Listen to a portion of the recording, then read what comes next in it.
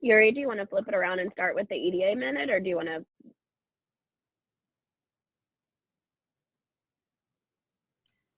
Happy to.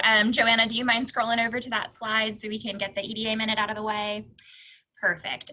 So anybody who's been attending the last year or so of roundtables has heard us talk about this program a lot, but the CDBG Small Business Assistant Grant is still live. We're in phase 3 of that program right now. It's up to 6 months of rent or mortgage reimbursement available, up to $15,000 per business. So some folks applied under phase 1, got $5,000 and are still eligible for an additional 10. So if you're not sure where you fall in that program, please reach out to us at either that 220-6104 number at the bottom of the screen or at that email address, and we'll look into it for you. We do have a couple of upcoming business roundtables that are already scheduled. March 15th, we're going to have Peter McHenry come and speak. He is a economics professor at William & Mary. So he'll be doing our 2022 economic outlook. Just a heads up to everyone, that does fall outside of the normal second Tuesday, which is when the business roundtable usually is, just to fit in line with his teaching schedule. So that will be the third Tuesday of next month. And then in April, we're going to have Doug Smith, who is the CEO of the Hampton Roads Alliance. Williamsburg and James City County and York County have recently rejoined the Hampton Roads Alliance. And so he'll be doing a talk about changes that have happened in the Alliance over the last few years, and ways that our business community can benefit from the work that they do. So with that, if anyone has any questions about anything I just talked about, feel free to drop it in the chat. I believe that Brian has now joined us, and so I will turn it back over to Adria. Good afternoon, everybody, and thanks for joining us today, and welcome to Brian. We will be recording the session, and if you don't mind just dropping your name in the chat just so you can kind of see everyone that's on, because I know some phone numbers aren't associated, but we're very excited to have Brian on with us today. So Brian Mann became the full-time director of athletics for William & Mary this past summer. He was previously the chief development officer and senior associate of athletics at UC Berkeley, where he was architect for the athletics department's $350 million portion of the university's $6 billion campaign. There, he helped orchestrate several gifts, to include a $10.8 million request in support of women's athletics and the first ever head coach endowment for women's sport. And at UC Berkeley, he also had sport oversight for the men's basketball team, and was a key contributor to the department's strategic planning. Prior to UC Berkeley, he was the chief development officer and senior associate of athletics director at Rice. So he was responsible for the full fundraising of the Owls athletic program. And he got his start in athletics at Dartmouth College, his alma mater, where he served as the director of football operations and began his work in fundraising. He holds his bachelor's and master's degree from Dartmouth, where he played quarterback, and his 5,912 career passing yards are third in the Big Green's all-time list. He resides in Williamsburg now with his wife Hillary and their young son Russell. So we're very excited, and welcome, Brian, and we look forward to your talk today.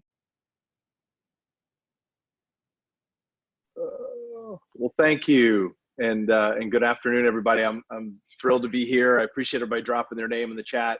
Certainly recognize some of those names, and I guess there's a few of you I could call on to do some of this for me, but I'll go ahead. I think if I have it right, you guys wanted a 90-minute presentation from me. Is that right? Yeah, something like that. Okay, just kidding.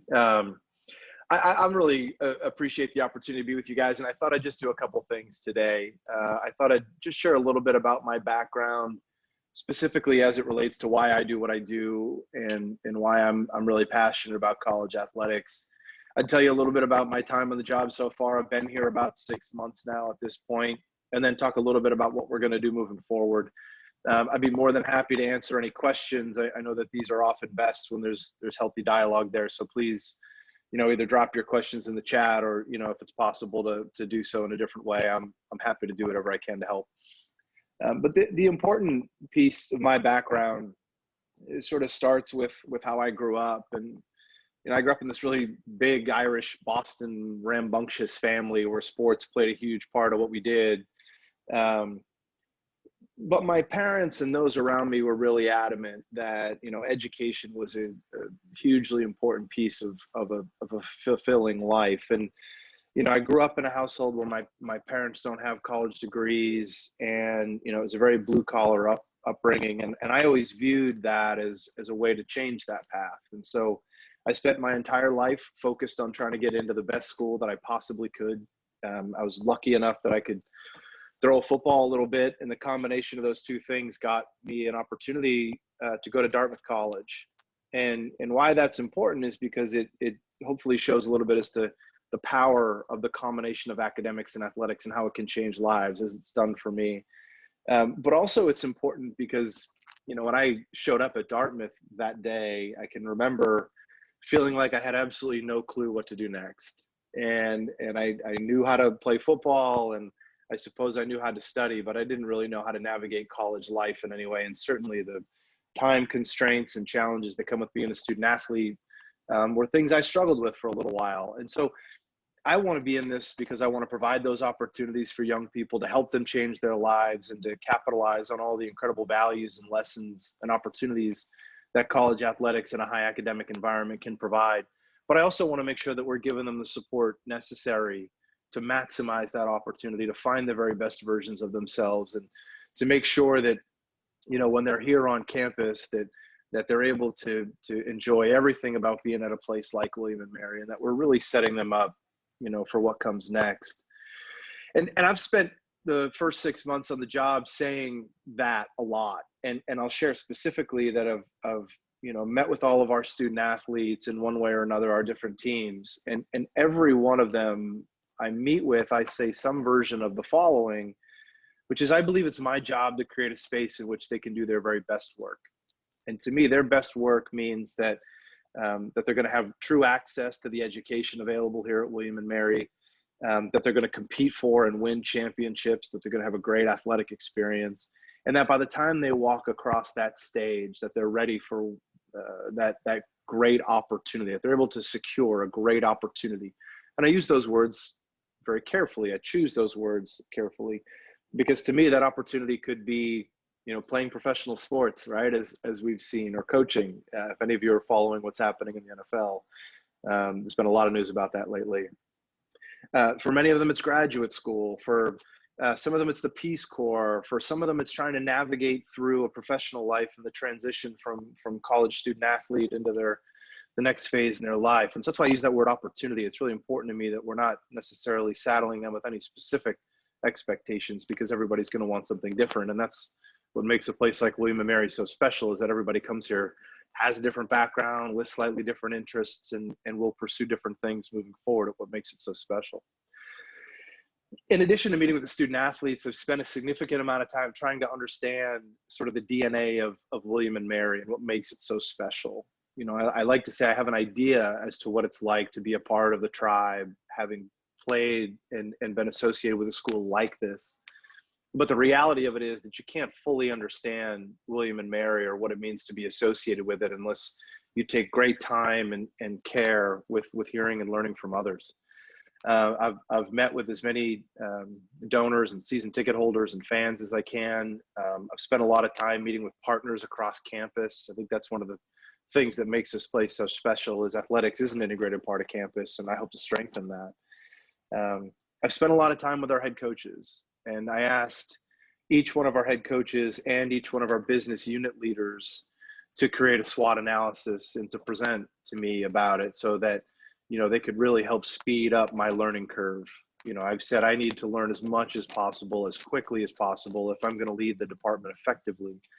And I've gone through all of those meetings. I lost track as to how many meetings that was, but it was fascinating for me. I learned a ton.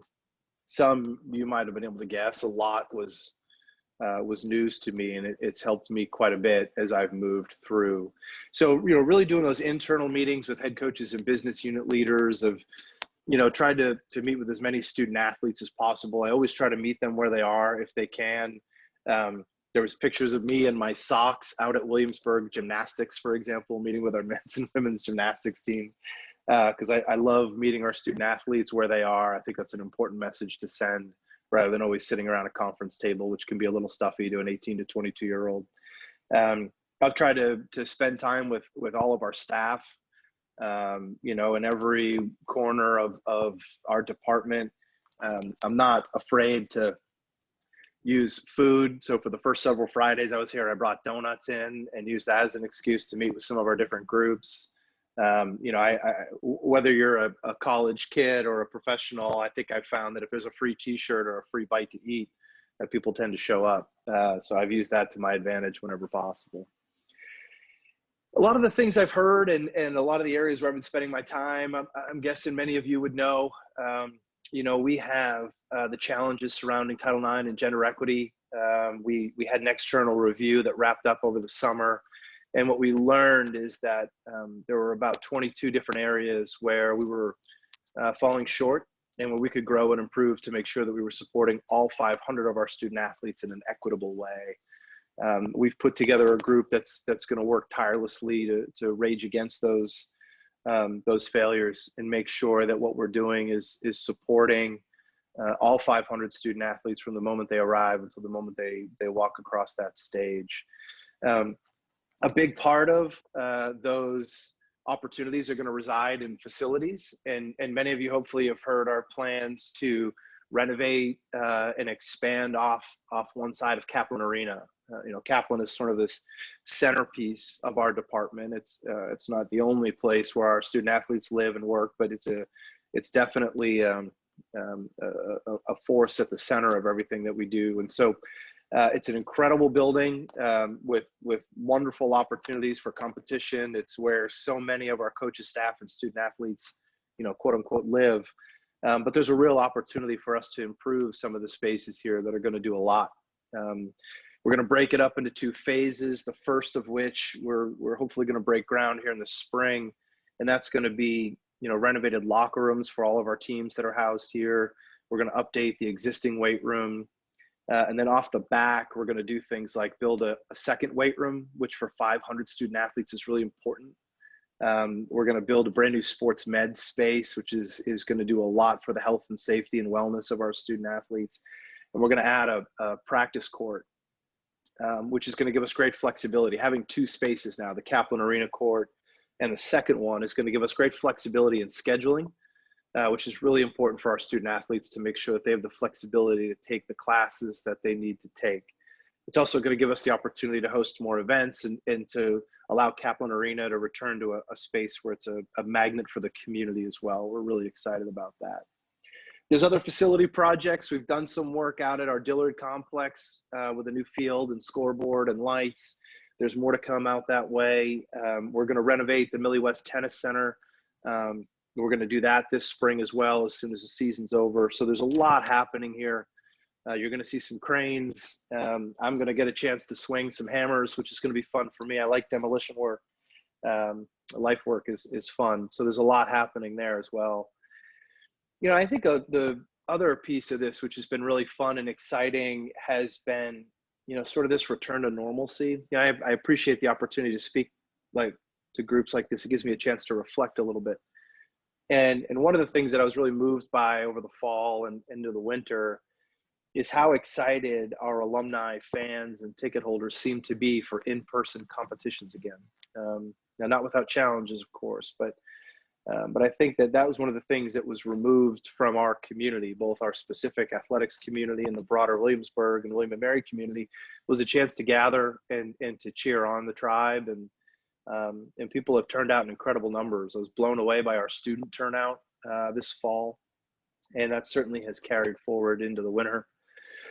Some of the challenges around COVID have continued. If anyone's paying attention, you know, sports like college basketball in particular has been really impacted by it, but it seems as though we're through the toughest days there. We had to postpone some games and get them rescheduled, but it seems to be that we're back on track. We're playing a lot of basketball games these days as a result of that. And it's a pretty chaotic time for us too right now. There's 2 times of year where there's a lot of overlap, and February is one of those times. So this past weekend, you know, we had gymnastics and track and field on the road, swimming was on the road. We had both of our basketball teams here, both of our tennis teams here, and that's really just scratching the surface. I know I'm forgetting others, and baseball's right around the corner, and golf's right around the corner, and lacrosse, and certainly all of our other sports are training and working hard every day. The other part about moving forward, I'll share, and then I'll pause and see if there are questions. You know, we're thinking about the future, and of course, we need to address some of these issues that I mentioned. We certainly need to address some of our funding challenges. We need to find greater resources to make sure we're supporting our student athletes in more robust and comprehensive ways. And one of the things that we're going to do is we're building out the framework for a world-class student athlete development program. We're calling it Excel in the short term, and really to simplify it, we're thinking strategically about everything between the field, the court, the pool, the track, and the classroom. And we're looking at areas like leadership training and development, community service opportunities, career preparation, physical performance, mental health and sports psychology, a lot of these areas where, you know, a lot of our coaches and teams are doing some of this work in really great ways on their own.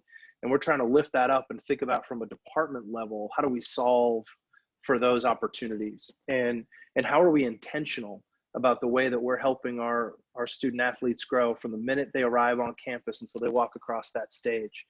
We're going to look really long and hard about capitalizing on existing resources and partnerships across campus. For what it's worth, I've been blown away by the way that our campus supports athletics here. It's stronger than any other place that I've been.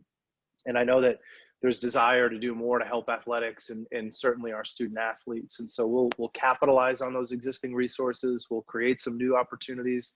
And I think it's going to be a way to help unify our communities. It's going to help us recruit better. It's going to help us develop our student athletes while they're here. It's going to help tie alumni and fans back into our department as we think about things like jobs and internships and networking and speaker series. So that's an incredibly exciting thing that we're working on.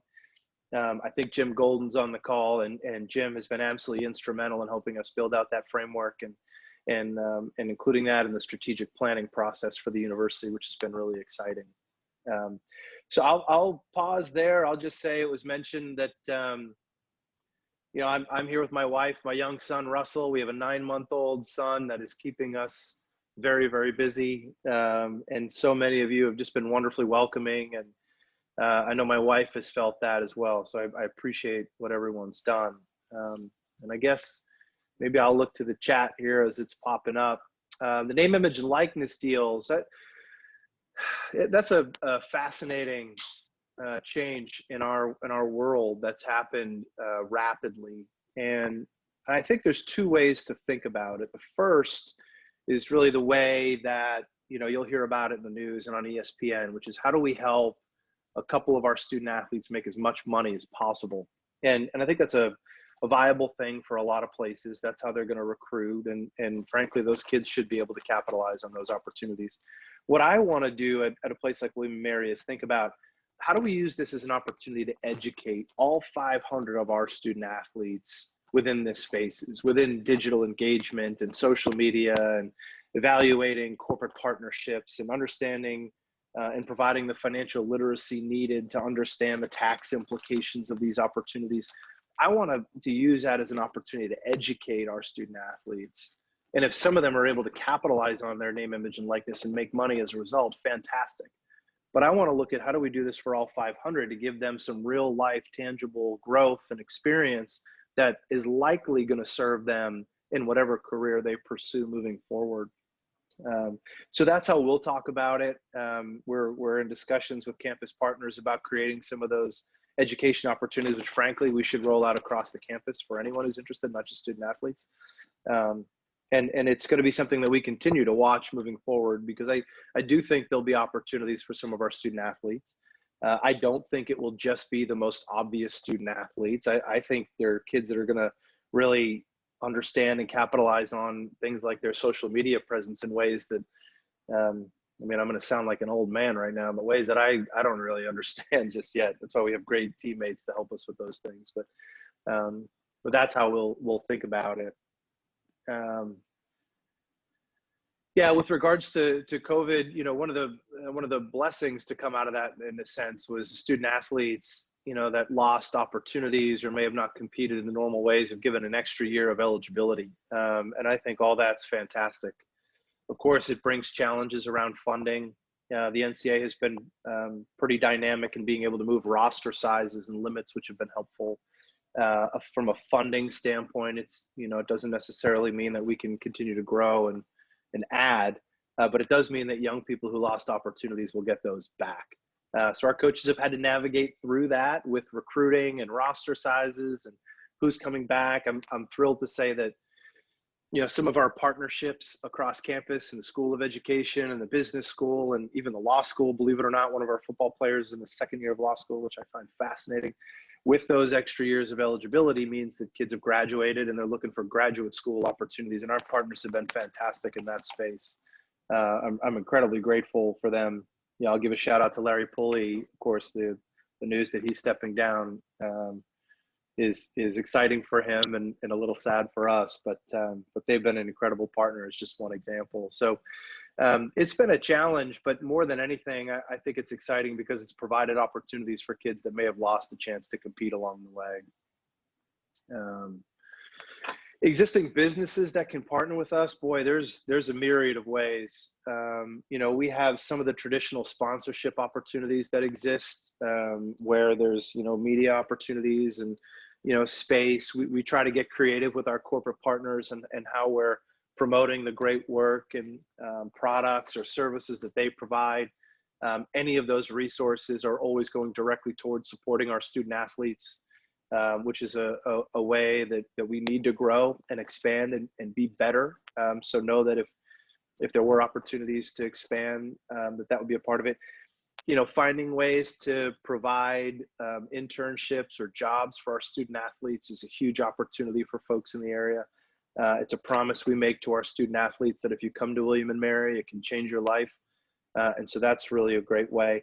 And then helping bring people out to the game. We'd love to partner with anybody that wants to bring their office or their staff to a game. And, we can make sure you're all sitting together and try to find ways to have a great experience for you while you're in our space. But, anything that you can do to make that home field advantage or home court advantage for our student athletes a little bit stronger is always great.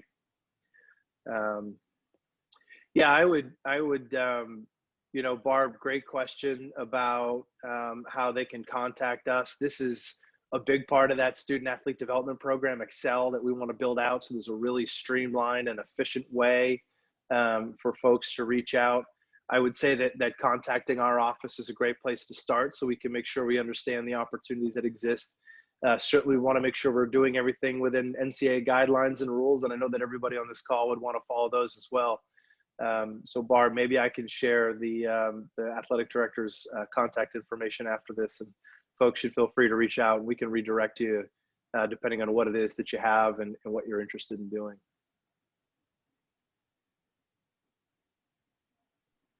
I don't know, Yuri, I think I've dried up all the questions. I must have answered everything along the way. They're letting me off the hook easy here. If anybody has any final questions they'd like to ask Brian, type fast and get those questions in the chat box. Brian, thank you so much for your time today. We really appreciate hearing all the great things that you're doing. And I've got a couple of ideas churning on ways that we can engage with the student athletes, Great. like getting them involved in Aspire, the Young Professionals group. So I'll reach out to you about that as well. Not seeing any other questions coming through. I think we are wrapped up for today. My EDA minute I did at the beginning, but if anyone's interested in signing up for those future roundtables, you can head on over to yeswilliamsburg.com/roundtable, and the registration links are there. And it looks like we actually had a couple more questions pop in. Brian, do you mind looking at those real quick? Yes, of course. That was my son's first William & Mary basketball game. We've been a little careful bringing him out to things. So, and they start at 7 o'clock, which, believe it or not, is not good for a 9-month-old to be out past 7 o'clock. But he had a blast. And look, I'll share. A big part of the reason why I wanted to come here was that ability to involve my family and everything that we do here in the athletics department. I think it's really important not only to model that behavior for our coaches and staff, to show that, let's make sure we keep some balance and some sanity in our lives because our work can be overwhelming. But also selfishly, I'm really looking forward to raising my son around some incredible role models for him that exist in our department here. As far as the best thing you can do for recruiting, there's all kinds of scouting services out there, depending on where your son or daughter is in their process. Yeah, I would encourage you to get that, some film or some footage or some data behind it. But look, this is a little bit corny, but I'm going to tell you that there's two things that matter to me a great deal. One, make sure that they're having a ton of fun. This is the only time they're ever going to have to play those games, and coaches look for that. Kids that bring joy to it, that they want to compete and they want to win, but that they're going to be great teammates and great people. That matters to us so much here. So make sure that they're having a great time and a positive experience, because you'd be surprised how many kids get all the way to college and are burnt out already because it hasn't been a fun experience and they haven't had a chance to really experience that joy. And this may not surprise you, but there is very little that's more important they can do than take care of the classroom. That's one of the first things that we look at, regardless of talent, regardless of year. It tells us a lot about their ability to balance, sort of the pulls on their time. And frankly, it's going to help us identify the right kids, not only to be admitted, but to thrive at a place like this. You need to be able to handle that. And I know that our coaches love working with those kids that take their classroom work very seriously. And it means they're balanced human beings. It means they're interesting and curious and thoughtful. It also means we can be a little more creative in what we're doing on the field or on the court because they've got that background there. So I'd suggest all those things as well. All right, and we will close questions there. Thank you so much again, Brian. And Adria, I will turn it over to you. Thanks, everyone. Yeah, no, Brian, thank you so much for your time today. It was a wonderful talk and really engaging and great advice on ways that our community and businesses can get involved with William and Mary Athletics, so appreciate that. And just a friendly reminder, as Yuri said, you can go onto the EDA website to register for the future roundtables, but the next one is on a different time frame. It's not on the second Tuesday, so please just take note of that. But otherwise, thank you for joining today, and hopefully you make it a great day to do business in Williamsburg.